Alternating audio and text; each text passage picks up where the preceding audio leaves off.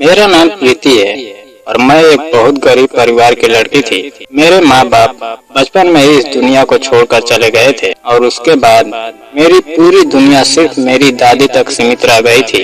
हम दोनों एक छोटे से पुराने घर में रहते थे जहाँ गरीबी हर दिन हमारे साथ सोती और हर सुबह हमारे सामने खड़ी मिलती थी। लेकिन मेरी दादी हमेशा मुझे हिम्मत देती थी और कहती थी एक दिन मेरी जिंदगी जरूर बदलेगी। मुझे नहीं पता था कि मेरी जिंदगी में राहुल नाम का लड़का आएगा जो मेरे टूटे हुए दिल को जीना सिखाएगा। राहुल एक अमीर परिवार से था। उसके पिता के पास फैक्ट्री और जमीनें थी और उसके दोनों बड़े भाई अपने पिता के बिजनेस को संभालते थे। राहुल अपने घर का सबसे छोटा बेटा था और सबसे ज्यादा प्यार भी उसे ही मिलता था। हमारी मुलाकात धीरे धीरे दोस्ती में बदली और दोस्ती प्यार में बदल गई। मैंने राहुल को अपने बारे में सब सच बता दिया था कि मैं गरीब हूँ, मेरे माँ बाप नहीं है और मेरे पास कोई सहारा नहीं है। लेकिन उसने कभी मुझे मेरी गरीबी से नहीं तोला। उसने कहा कि उसे सिर्फ मेरा साथ चाहिए और कुछ नहीं।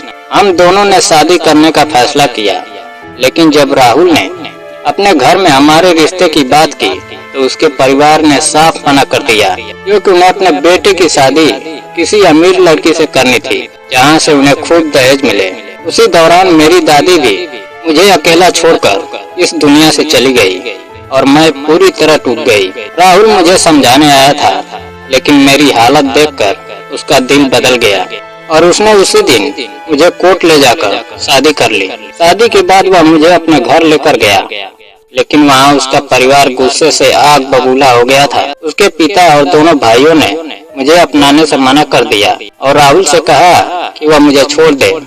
लेकिन राहुल ने सबके सामने मेरा हाथ पकड़कर कहा कि अब मैं ही उसका परिवार हूँ और वह मुझे कभी नहीं छोड़ेगा। इसके बाद वह मुझे अपने परिवार से दूर एक पुराने जर्जर घर में लेकर रहने लगा। वहाँ एक टूटी चारपाई थी, पुराने बर्तन थे और दीवारों में दरारें थी। लेकिन राहुल का प्यार मेरे लिए सबसे बड़ी दौलत था। मैं घर को साफ करती और राहुल काम ढूंढने जाता।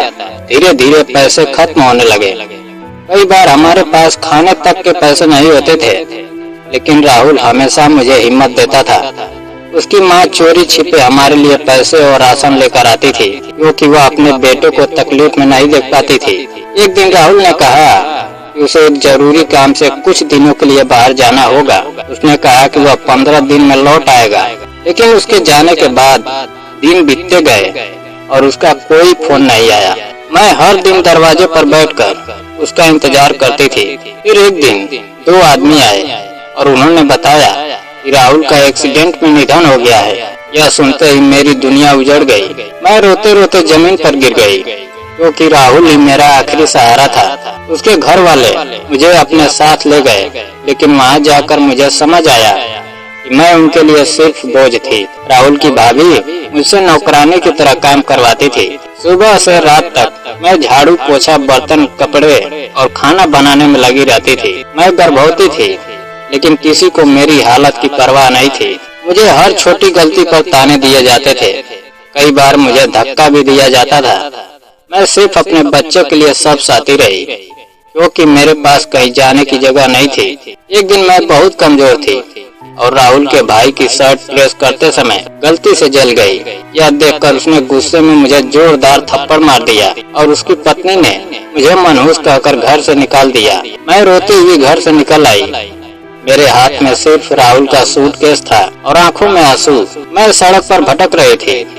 अभी मुझे उस सूटकेस में एक पता और चाबी मिली। मैंने हिम्मत करके उस पते पर जाने का फैसला किया। वहाँ एक सुंदर सा घर था। मैंने चाबी से दरवाजा खोला तो अंदर सब कुछ बहुत साफ और सजा हुआ था।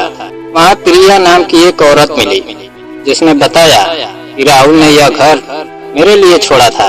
उसने कहा कि अगर कभी राहुल मेरे साथ ना हो तो मैं यहाँ रहूँ। यह सुनकर मेरी आंखों से आंसू बहने लगे, क्योंकि मरने के बाद भी राहुल ने मेरे लिए सब कुछ सोच रखा था। फिर उसने मुझे अलमारी की चाबी दी। जब मैंने अलमारी खोली तो उसमें बहुत सारे पैसे रखे थे। मैं यह देखकर हैरान रह गई। मुझे समझ आया कि राहुल ने मेरे भविष्य के लिए सब कुछ पहले से तैयार कर रखा था। मैं उसी घर में बैठकर रो रही थी। तभी पीछे से किसी की आवाज आई। आवाज बिल्कुल राहुल जैसी थी। मैंने घबराकर पीछे देखा तो सामने सच में राहुल खड़ा था। उसे देखकर मेरे पैरों तले जमीन खिसक गई और मैं बेहोश होकर गिर पड़ी। जब मुझे होश आया तो मैं अस्पताल में थी और राहुल मेरे सामने बैठा था। उसने बताया कि उसकी मौत झूठी थी, कि दोनों भाई जायदाद के लालच में उसे मरवाना चाहते थे, इसलिए उसके माँ बाप ने उसे छिपा दिया और सबको उसकी मौत का झूठा बता दिया ताकि वह सुरक्षित रह सके। राहुल ने कहा कि अगर उसने मुझे सच बताया होता तो उसके भाई मुझे भी नुकसान पहुंचा सकते थे, इसलिए उसने यह सब मुझसे छिपाया। उसकी बातें सुनकर मैं बहुत रोई, लेकिन मुझे राहत थी कि मेरा राहुल जिंदा था। फिर मैंने उसे बताया कि उसके जाने के बाद मेरे साथ क्या क्या हुआ। यह सुनकर वह बहुत गुस्से में आ गया और अपने भाइयों को सबक सिखाने जाना चाहता था, लेकिन मैंने उसे रोक लिया क्योंकि मैं उसे दोबारा खोना नहीं चाहती थी। इसके बाद हमने फैसला किया कि हम भारत छोड़कर कहीं दूर नई जिंदगी शुरू करेंगे। राहुल ने कहा कि उसका एक दोस्त अमेरिका में है और वहाँ हमें सुरक्षित जिंदगी मिल सकती है। कुछ दिनों बाद हम अमेरिका चले गए। वहाँ सब कुछ नया था, नई भाषा, नए लोग, नई जगह, लेकिन राहुल हर कदम पर मेरे साथ था। उसने मुझे कभी अकेला महसूस नहीं होने दिया। धीरे धीरे मेरी जिंदगी बदलने लगी और मैं फिर से मुस्कुराना सीख गई। कुछ महीनों बाद मैंने एक प्यारी सी बेटी को जन्म दिया, जिसका नाम हमने खुशी रखा। जब राहुल ने पहली बार उसे गोद में लिया तो उसकी आंखों में आंसू आ गए। उसने कहा कि अब हमारी जिंदगी पूरी हो गई। हम दोनों अपनी बेटी के साथ बहुत खुश रहने लगे। राहुल अपनी कंपनी संभालता और मैं घर और बेटी को संभालती थी। हमारे घर में अब सुकून था, प्यार था और खुशी थी। कुछ साल बाद राहुल के पिता का फोन आया। उन्होंने बताया कि उसके दोनों बड़े बेटों ने उन्हें घर से निकालकर ओल्ड एज होम भेज दिया है। यह सुनकर राहुल बहुत दुखी हुआ और उसने तुरंत अपने माँ बाप को अमेरिका बुला लिया। जब वे हमारे घर आए तो पहली बार उन्होंने अपनी पोती को गोद में लिया और बहुत रोए। धीरे धीरे उन्होंने मुझे भी अपना लिया। राहुल के पिता ने एक दिन मुझसे कहा कि मैं उनके बेटे और परिवार को संभाल लिया। यह सुनकर मेरी आंखें भर आई, क्योंकि जिंदगी में पहली बार मुझे किसी ने दिल से अपनाया था। अब हमारा परिवार फिर से जुड़ चुका था। सुबह की चाय साथ होती थी, शाम को हम सब मिलकर बातें करते थे और हमारी बेटी पूरे घर में हंसती खेलती रहती थी। मैं अक्सर सोचती थी जिंदगी ने मुझे बहुत दर्द दिए, लेकिन आखिर में मुझे मेरा परिवार, मेरी खुशी और मेरा प्यार वापस दे दिया। अब मुझे किसी बात का डर नहीं था, क्योंकि मेरे पास मेरा अपना घर, मेरा पति, मेरी बेटी और एक ऐसा परिवार था जिसने आखिरकार मुझे दिल से अपना लिया था। और अब मैं सच में खुश थी। दोस्तों, अगर कहानी पसंद आई हो, वीडियो को लाइक और चैनल को सब्सक्राइब करना ना भूलें। जय हिंद।